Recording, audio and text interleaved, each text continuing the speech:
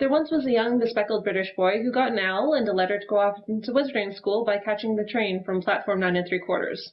Yes, it's time for another spotlight, this time on Tim Hunter.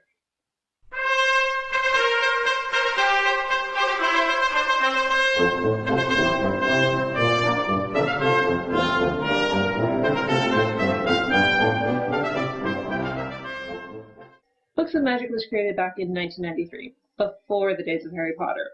Originally created as a 4-issue standalone by Neil Gaiman, the series eventually got its own 75-issue run. But is there much crossover between Tim Hunter and Harry Potter? Let's find out. The original series boils down to this. Tim encounters the Trenchcoat Brigade, who ask him if he believes in magic, and proceed to give him a full history of magic lesson in the DC Vertigo universe, complete with an introduction to Zatanna, a trip to Fairy, and getting an opening stone. And then he goes home. The ongoing series opens up with Tim saying goodnight to his very distant, one-armed father. He keeps a journal and seems to still be haunted by the idea of magic.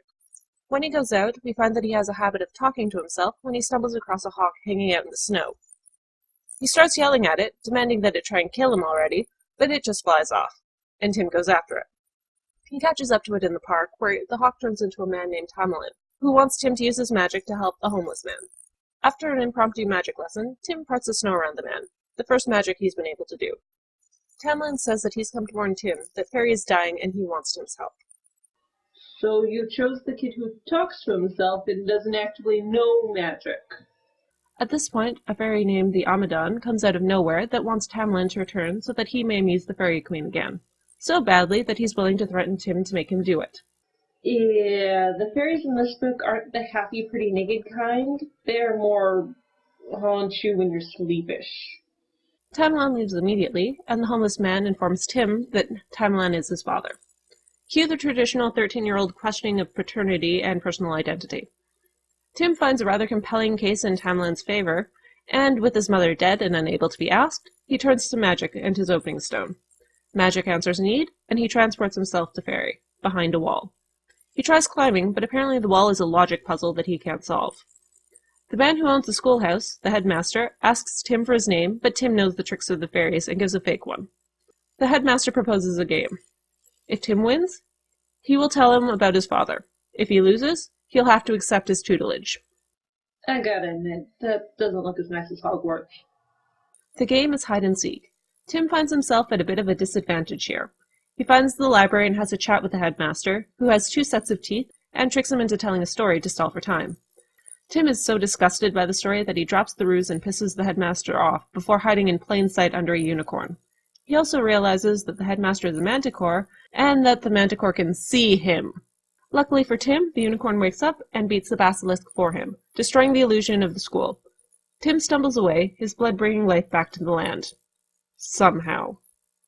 He eventually collapses and Tamerlane finds him. He feverishly exposits that the unicorn beat the manticore, and Tamerlane realizes that he's been scratched by a deadly, poisonous beast. Tim, however, pays a trip to Death's house. Yeah, there's some Sandman stuff in here too. What can I say? It's back in the days when Vertigo had a shared universe. After an amusing interlude with Death, Tim's corpse is resurrected, Tamerlane taking his place in Death. The Queen is not happy that he's killed her lover, but Tim doesn't care, even if she could be his mother, and leaves. And that's Volume 1. This is where things get a little bit difficult. See, Tim has this uncanny ability to not be there for the bits that explain what's happening, and sometimes misses the action altogether. We're still going to try and keep this all about Tim, though, so hang tight. This could get kind of messy. It's at this point I should mention Old Tim. It's an older version of Tim who's come back to try and make sure Tim grows up to be him by any means necessary. But he's doing so blind because he sold his memories to demons for years and can't remember how he came to be himself anymore. Also, he has a small demon named Barbados and a gallery of mollies that he abuses if they do anything wrong. I should also mention that Tim is the type of magician that's called an opener, and destined to be a powerful one.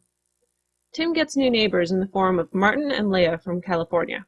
Molly doesn't like her much, nor does the stray cat they find named Filthy. While Tim's at home, his dad spontaneously catches fire. Instead you... Wait, that's actually pretty tragic. Tim manages to pull him out of there, but the ambulance takes his dad away without him, leaving him alone in the house. He doesn't take it very well. Molly comes by and helps a little, but he pushes her away. Then Leia is sent in by Martin. Tim ends up at Leia's house and decides that he needs to go talk to Martin so that he can go see his dad. When he goes to knock on the door, he is stopped by a golem, who he renames to Happy and, by renaming him, becomes Happy's master. Leia is impressed and offers to give him a ride if he'll get her box for her. On the way there, Leia reveals that she's a succubus, and he's now her master because he has her box. At the hospital, Tim reveals that he can save his dad if he sacrifices a cat, but he can't do it. He goes back to Leia and sets Filthy free, and since he's now Leia's master, he sets Leia free as well. And we find out that old Tim is a crazy box man, and Barbados is just screwing with his head. And that's what you get for making deals with the devil. Or lesser demons or elves on Earth. Don't make deals with supernatural underworld creatures. There's a quick aside to reveal that everything Tim has ever imagined or believed in is real. As such, he has to teach the Wobbly, a creature he made up to take away all the toys that he didn't want to play with anymore, the joys of recycling so that it won't hurt the Gnarls, imaginary tree folk living in an empty lot that will be important later. Tim decides to take Molly for ice cream, and they stop off at a ballet studio so that Molly can pick up some things. When she comes out, she brings a girl named Marya, a girl who knows that Tim is a great magician. This actually happens in the annuals, which were part of a massive crossover. All you really need to know is that she had a boy named Daniel, who was kind of like a homicidal Ron Weasley for the purposes of this arc, and Marya is his uninterested Hermione. Tim gets freaked out and freezes them in time. A friendly demon woman and her daughter come by, who offer a little money to ease his financial troubles about buying ice cream for 2 girls, and who take his opening stone because it's making him open things sloppy, and doing things like freeze girls in time. He manages to fix it just as Daniel comes by, seeking revenge because he thinks Tim stole his girl. Once he calms Daniel down, they find out that the soot he's covered in is his soul. Am I the only one who finds that kind of a terrifying concept? Daniel takes him to the man who did this to him, Slaggingham, who is out of commission. Daniel leaves Tim down there to die, but he's saved by another childhood imaginary friend, On the Blink, the unrepair man. Blink helps him up to see Molly, who is a little annoyed. But not really, and they head back to ice cream. On the way, though, he ends up helping Oberon wrap up his story arc, and meeting Gwendolyn. Gwen subsequently comes to stay with Tim until his dad gets out of the hospital. When his dad gets back, she is permitted to stay, and his dad vows to change. Later, Tim takes Molly to the empty lot to meet his childhood imaginary friends. So do you meet those before or after you meet the parents? Here they meet the Gnarls, Tanger, and Crimple. Molly eventually slips off for a washroom break. Tim hears her scream and comes after her, but he can't find her. He tries using magic to no avail. He does find out that Molly's in hell, though, so he gets Happy for backup and heads there, only to find out that it's set up a bit like a mall. You know, after working in retail, I can believe that. Tim promptly gets separated from his backup and wanders into the woods outside. He comes face to face with himself and manages to make several tiny alternate versions of himself pop into existence to annoy him. I feel your pain. Oh, we're not getting into that again. Honestly, how many times do we have to come back to? What are you doing? It's stuck. Well, maybe I wouldn't keep coming back to it if you guys would just shut up. It's just the 2 of us. And it would just be me, except I can't lock her away like I did Ambition and the rest of them. Don't make me turn you into a turtle. You can't turn me into a turtle. No, but I can do this. Show her his boss. Yay! Elsewhere, old Tim has the demon woman Kara and her daughter Nikki captive. Kara drops the opening stone, and old Tim seems to come back to himself somewhat, and heads off to make a deal, this time with dragons, to become a dragon himself. Back with Tim, he has to pass a troll before he ends up with Molly, who's doing a fine job of rescuing herself. They kiss and promptly start breaking hell. They go looking for Tanger, Crimple, and Happy, and end up in an auditorium with them, and old Tim the dragon. They then get sucked into a book. Within the book, Tim is attacked by an owl. When Tim comes to face the dragon, he tears down the whole illusion, cave and all. Old Tim then tells Molly what he can remember of how he came to be this way before the rebel crushes them to death. Anyone else getting a weird 12 Monkeys feeling from this particular subplot? Tim then finds that the illusion has buried Molly. He gets her out, and she makes him promise not to make any deals with devils. I know a certain spider fellow who could have used that advice. When they get out of hell, Tim and Molly are grounded. Tim uses this time to try shapeshifting and becomes a cat.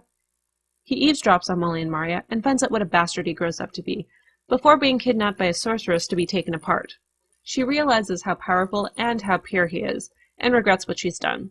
So she puts him back.